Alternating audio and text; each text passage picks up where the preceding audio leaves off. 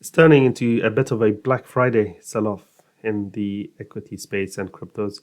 Hello everyone, Fawad Razakzadeh here, market analyst with City Index. Let's get into it. US equity futures are heading lower at the start of European session, and as you can see, the Nasdaq is extending its losses after making a major reversal in yesterday's session when it was up significantly on the back of Nvidia's earnings before turning lower, dropping from the high of the day more than 1,200 points to create a big bearish engulfing candle on the daily chart. And it has now broken below the trend support of this bearish channel. Previously, it had broken this bullish trend line that had been in place since before the summer. So clearly, it's now made a bearish signal in that it has stayed below the trend line and broken below the most recent significant low that was at around 24,000 area. So for as long as it now remains below this level, the path of least resistance will be to the downside for the Nasdaq and other major indices. And as a result of that, we could well see some further losses in the near-term outlook. In terms of resistance levels to watch, well, the key level now is this level right here that I've drawn in purple on the chart at 24,360. This marks the low from Wednesday's session when it was engulfed yesterday by that big sell-off. Below that, you have the 24,300 level, this low here, which marks Tuesday's low. So the area between those two levels is where resistance comes in.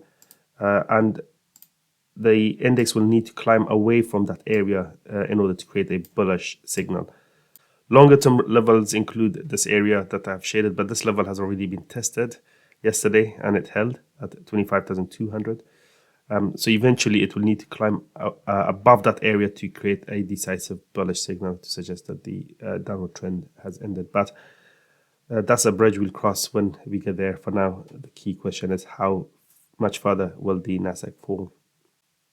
We're seeing bearish signals across the board, and the German DAX index is no different. Yesterday, it was trying to climb back out of this area of support or former support, but the advance was rejected sharply as it tested the 200-day moving average and this prior low here at around 23,500 area. But the advance was rejected and we sold off from there, creating a bearish engulfing candle on the daily time frame. So this was a clear bearish signal, and for as long as we now hold below this purple area, the path of least resistance on the German DAX index will remain to the downside, like all the other major indices. This area is very important given the historical reaction of the index from this area. Previously, we saw big sell-offs and rallies from this area, and the fact that we are now holding below it is bearish. Simple as that, really. So in terms of levels to watch now, 23,000 is an important level of 23,075, I should say, is an important level of resistance, short-term resistance, given that it marks the low from Wednesday's candle before it was engulfed yesterday. So we've tested this area from beneath, and so far we're holding below it. So we could be resuming lower from here. Then the next downside target is liquidity resting below the recent low of 22,900-ish. Below that, there's nothing obvious really, apart from all the way this area, which is where the last rally took place back in April. But that's a significant distance away from where we are at the moment. Can we get there is the key question. What you could do is you could draw your Fibonacci's from the low of April all the way to the record high. And you can see some so-called invisible levels of potential support.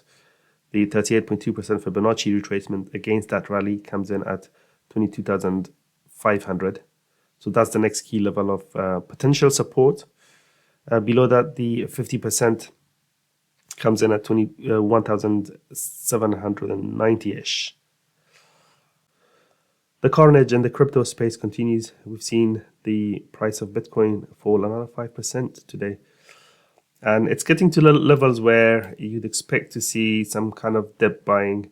But so far, this hasn't been the case. And so the wait continues for the time being. From the record high, Bitcoin is now down in excess of 35% the last time I checked.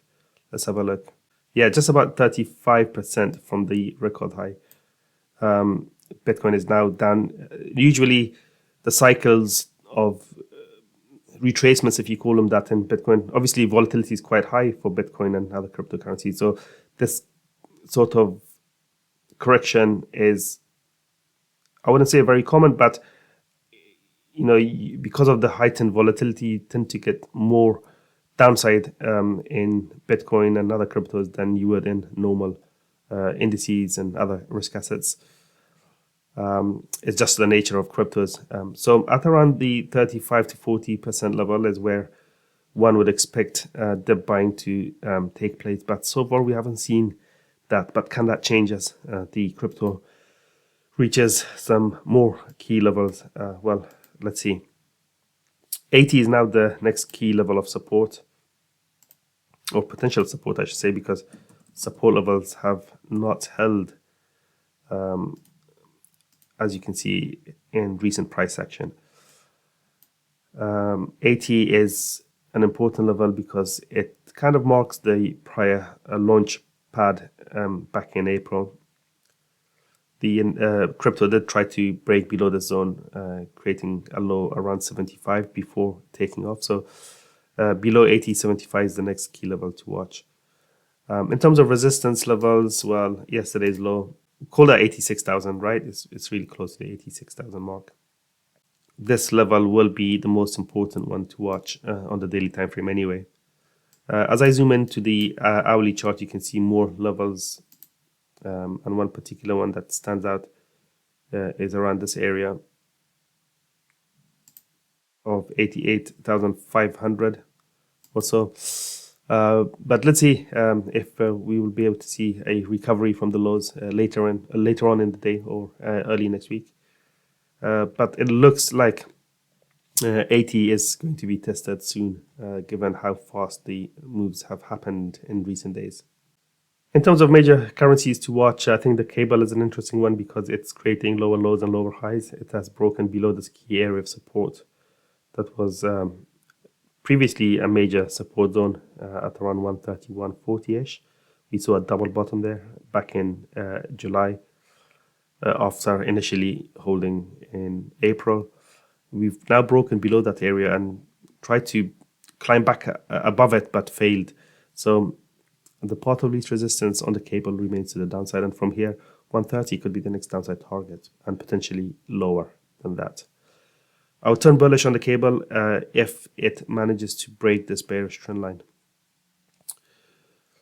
For that to happen, we'll need to see a sentiment shift either from the US side or if the UK budget causes the market to rally in the UK, which is happening next week on Wednesday, the budget.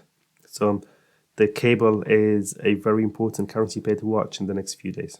Thanks for watching. Don't forget to like and subscribe. And for more market updates, head over to cityindex.com. I'll see you in the next video. Take care.